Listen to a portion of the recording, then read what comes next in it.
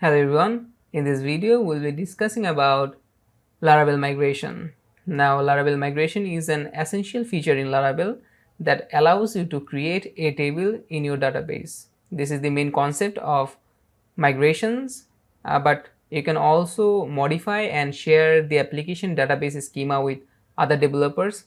Suppose you and your developers are working in same project, so if you create any kind of database with migration, next time when new developer or another developer will work in the same project, he don't have to create the database you have already created via migration. This is the flexibility of migration. Now let's see how can we create migration. Now let's open our terminal. There is a artisan command to generate migration. The command is php artisan make migration. Then you have to specify the database name. There is a naming convention that you have to follow to create database table. Basically all the database migration name will be start with create. So let's write create, then underscore. Now you have to write your database name. Let's say the name of my database table will post. So posts post. Then I have to add another underscore and say table. Okay. If you create a migration, you have to create it like this. First of all, it will start with create underscore. Then you have to specify your table name. Then we will again add dash table at the end. If your database name is users, so it will look like this. First and last word won't change.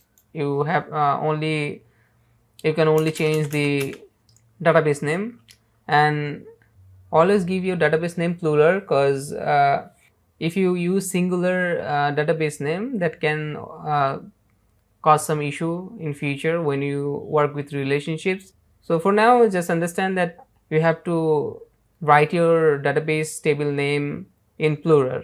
Okay, so I want to create a table called posts.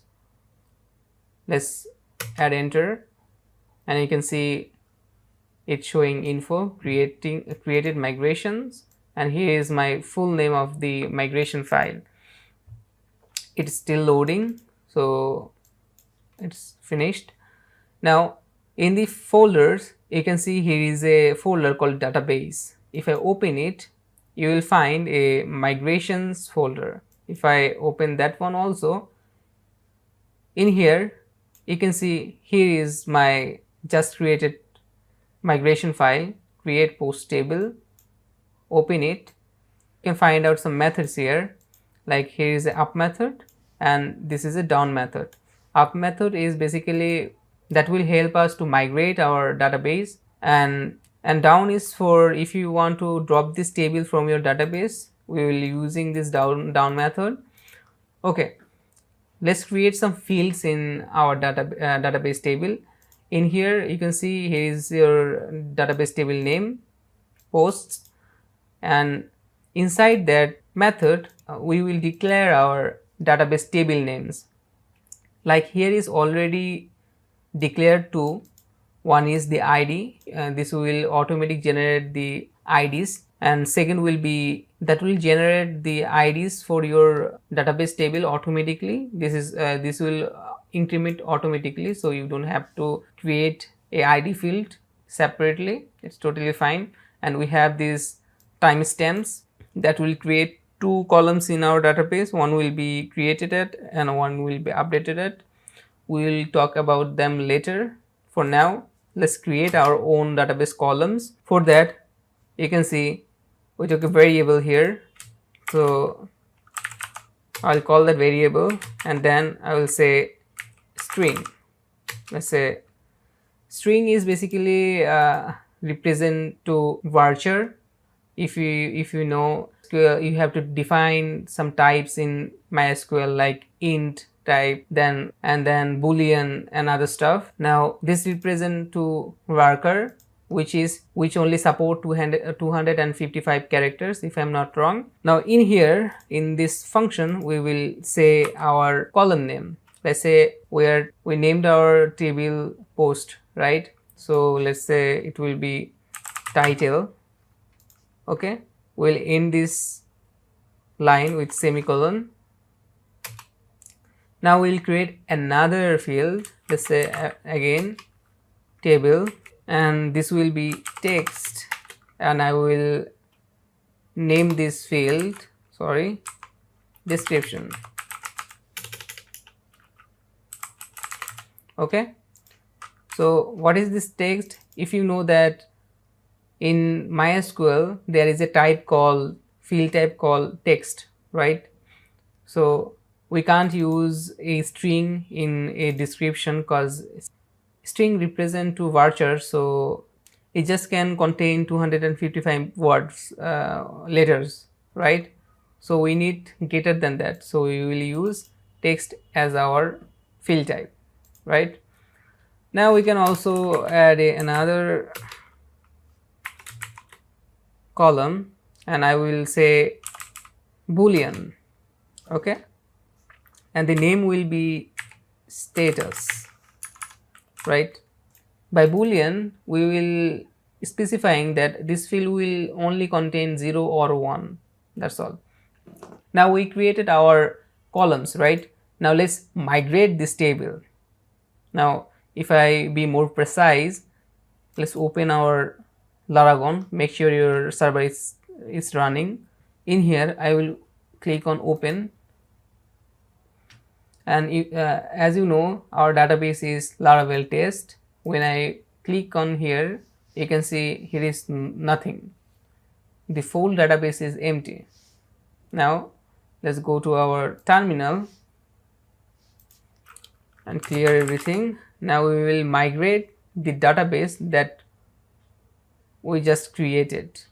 Okay, now let's run our command php artisan migrate, and let's enter, and you can see this is our table that we have created post table is showing done. That's mean this database is migrated. Also you can see there are other files like here user table, password, and fail jobs, right? If I go to our text editor, you can see in the migration folder there are some more files, right? Those are the default files from Laravel. So when we run the migration command like here, so all the migration that already has been placed in our application by default also migrated, right? So no worries. Now let's go to our DB manager. As when we click on refresh, here's a refresh button. Here we can see, here we have some database table here, right? And here is our table. Previously we declared our table name post, right? Now if I click on here, you can see it's open another page and it's showing me the columns, right? We created title column, and the data type is varchar, right? As I said, string represent to varchar, and next one, the description is text. So here is the text, and the status is tiny int. Okay, so our table has been migrated. So that's how you can create a table without touching your database manager from your application. So that's it for this video. We will talk about migration more in our next videos because there are more topic to cover for migration, like how to drop a table, how can we refresh a table. There is also rollback option, and we can see our migration status and this sort of stuff.